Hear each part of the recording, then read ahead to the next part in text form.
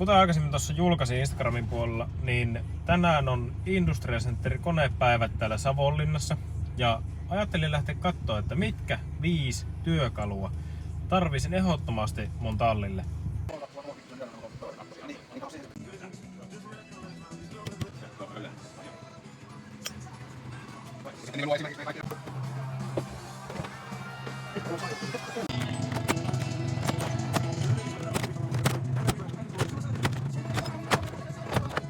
Ja tää laskee 9 työkaluksi, mutta tämmönen tarvitaan ehdottomasti.